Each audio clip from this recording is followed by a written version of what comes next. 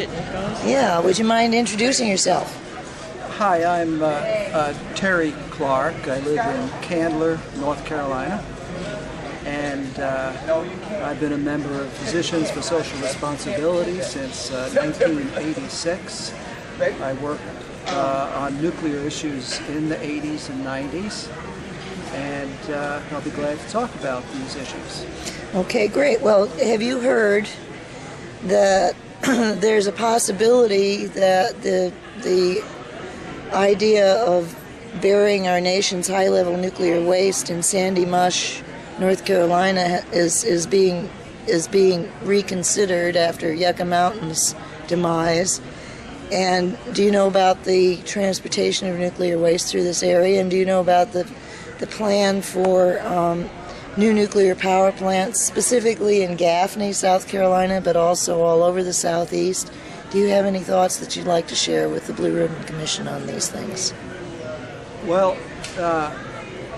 I understand that Yucca Mountain most probably will not work because it won't last tens of thousands of years as far as radioactivity moving out of there with the flow of water through those salt deposits there. I was living in this area when Sandy Mush was considered a decade or so ago, and I remember that part of the opposition was related to the possibility of earthquakes in that area. So that would certainly have to be looked into. Of course, nobody wants this in their neighborhood. So the solution may not necessarily be to bury it in one place. I don't know the solution, but I don't know that it's wise to bury it in one place. One of the issues that would occur if it's buried in one place is transport of this material. That raises the possibility of accidents on the interstates, release of radioactivity, and also risk of terrorist threat increases with the protection that would be impossible transporting this stuff on the interstates. Now I understand that Progress Energy or Duke has proposed to put a nuclear electricity generating plant in Gaffney, South Carolina. And I understand that there's tentative proposals for 3 other reactors for the Broad River.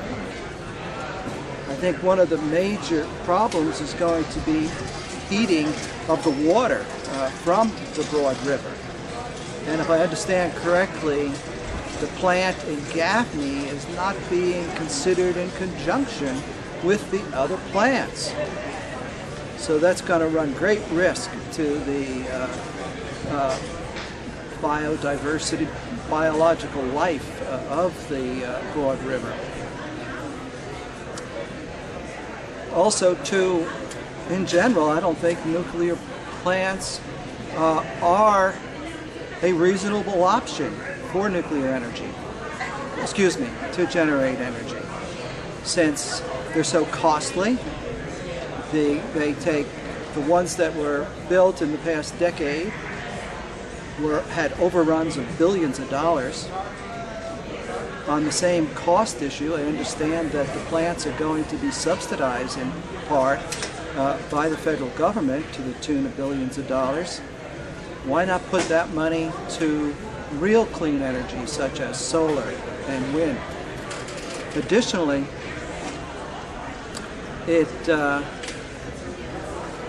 one of the arguments of the nuclear industry is that they are carbon free. They have low carbon in their production of electricity, but their carbon footprint is huge in terms of it takes 10 to 12 years to build a plant, and the amounts of concrete are tremendous. So there'll be tremendous releases of carbon over the next 10 years, and change has to occur in this next decade to decrease the carbon emissions. So that would increase the emissions by building these plants. What do you know about Sandy Mush itself? Oh, have I been? Yes, I've been to Sandy Mush. It's a beautiful farming area in western North Carolina that was very rural just till 10 or 15 years ago, and still remains very rural. The soil is very fertile. A number of people have organic farms up there. There's a tourist industry in proximity at hot springs. So we'd be choosing to put a disposal site there, you'd be destroying a beautiful part of the country.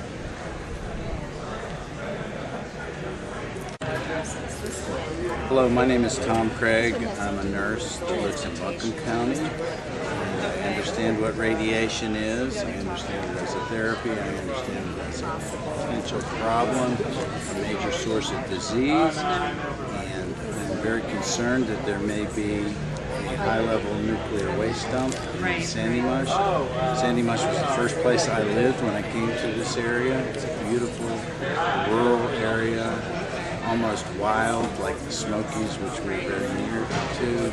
And I would hate to see that despoiled. I think nuclear energy is not necessary. I think the best nuclear energy is 93 million miles away up in the sky. It's called the sun. It comes up every day. It's a nuclear reactor. It gives us energy through our solar means of capturing it. That's the way we ought to use nuclear energy. Because we don't have the means. We can't even manage one little tiny oil drill site in the Gulf of Mexico.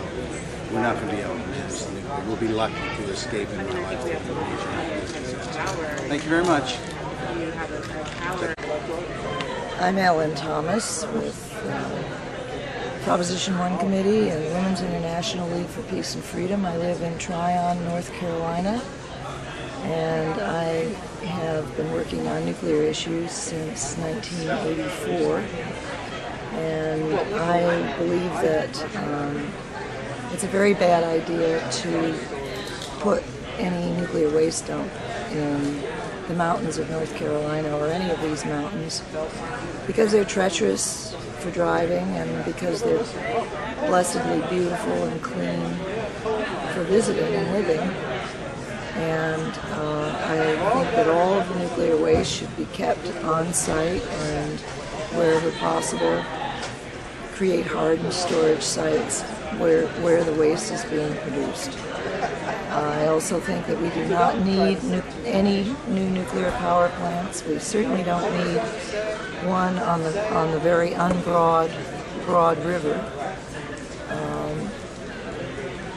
We can transform our society to a clean energy, renewable energy system of give and take as soon as we have the mindset to do that. Just like during World War II, when the mindset said, let's transform the automobile and shipbuilding industries into mass-producing jeeps and tanks and warships, which unfortunately continue to be made. We could transform our entire military-industrial complex into mass-producing clean energy systems very quickly if the billions of dollars that are proposed for the nuclear power plants and the billions of dollars going into production and maintenance of nuclear weapons were instead spent on retooling the factories and retraining the workers and starting an entirely new industry which would help save us from climate change and free us from fossil fuels and stop the production of new nuclear waste. I suspect that at some point, if we turn away from nuclear weapons and nuclear power plants and work in the other direction, I suspect that at some point we might learn how to neutralize radiation in a sustainable way. And when that time comes, that's what we should be doing. But in the meantime, it shouldn't be anything anymore. Thank you very much. Hello.